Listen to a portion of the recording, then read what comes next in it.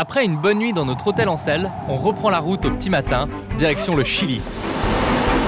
Ok, vamos! Pour notre deuxième jour d'expédition, gros programme en perspective avec plus de 7 heures de route dans la magnifique région du sud Lipèze.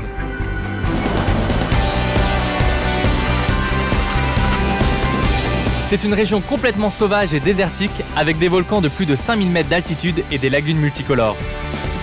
C'est d'ailleurs au bord de la Laguna Colorada qu'on fait notre premier stop pour admirer les colonies de flamants roses. Waouh, c'est incroyable. Regarde Antoine, un envol de flamants roses. C'est incroyable Antoine, c'est tellement beau avec toutes ces lagunes et ces flamants roses. On se croirait dans un documentaire animalier. Les flamants roses apprécient les hauts Je vais mettre un peu plus fort, ça te dérange pas? Non, vas-y. Incomparable. C'est sur ces hauts plateaux, à près de 4000 mètres d'altitude, que les flamants roses avaient... Il est sympa ce documentaire sur les flamants roses, mais moi je crois qu'il manque un peu de musique, non? Vas-y, balance. Leur offre un régime alimentaire de premier choix. Les flamants roses se... Merci Antoine, c'est beaucoup mieux comme ça. Ah oui, hein? J'apprécie beaucoup mieux les images.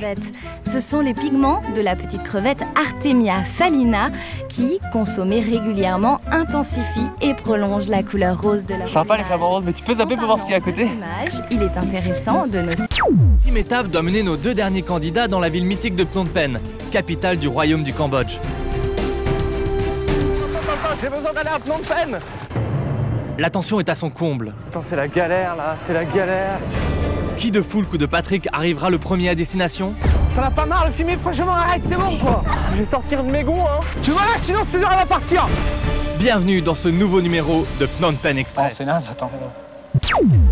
Ah ouais. Pour eux, ce n'est pas un jeu. La deuxième partie du documentaire, c'est sur la partie cloche-pied. Les flamants roses ont l'habitude de dormir à cloche-pied.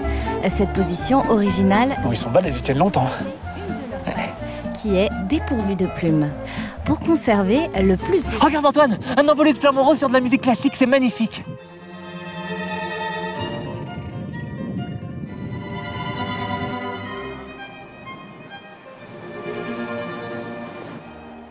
On pourrait rester des heures ici, hein. Ça fait combien de temps qu'on est là? Bah ça fait des heures. Après les lagunes multicolores, il nous reste plus que quelques kilomètres avant d'arriver au Chili.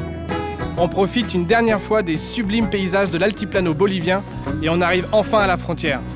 C'est là qu'on change de jeep et qu'on doit dire au revoir à Santiago. Il nous reste plus qu'à faire un petit passage à la douane et on file au Chili. Bon bah les formalités côté Bolivie c'est fait. Hop, on a un tampon. Hop, c'est bon. Et puis bah maintenant il n'y a plus qu'à aller au Chili. C'est parti, on a 47 km de San Pedro de l'Atacama.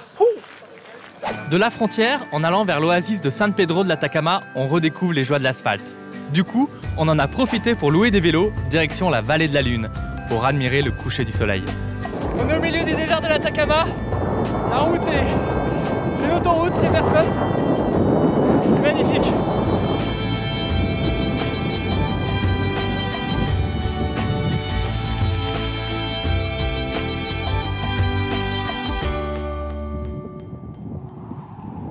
Ça y est Antoine, Ça y est. On est à la vallée de la Lune au Chili. Ça conclut nos 2 jours de traversée entre le Salar de Uyuni en Bolivie et San Pedro de l'Atacama au Chili. C'est des paysages lunaires, on a un tout petit peu d'avance sur le coucher de soleil, mais c'est magnifique, je sais pas ce que t'en penses.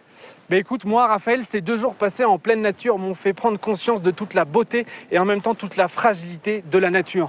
Je pense que l'enjeu du 21e siècle sera pour l'homme d'arriver à allier son développement et tout en préservant et en protégeant cet écosystème fragile. Au-delà même du tourisme, je pense que c'est dans nos gestes quotidiens, dans nos gestes de tous les jours, qu'il faut arriver à faire des actes responsables pour protéger cette belle nature.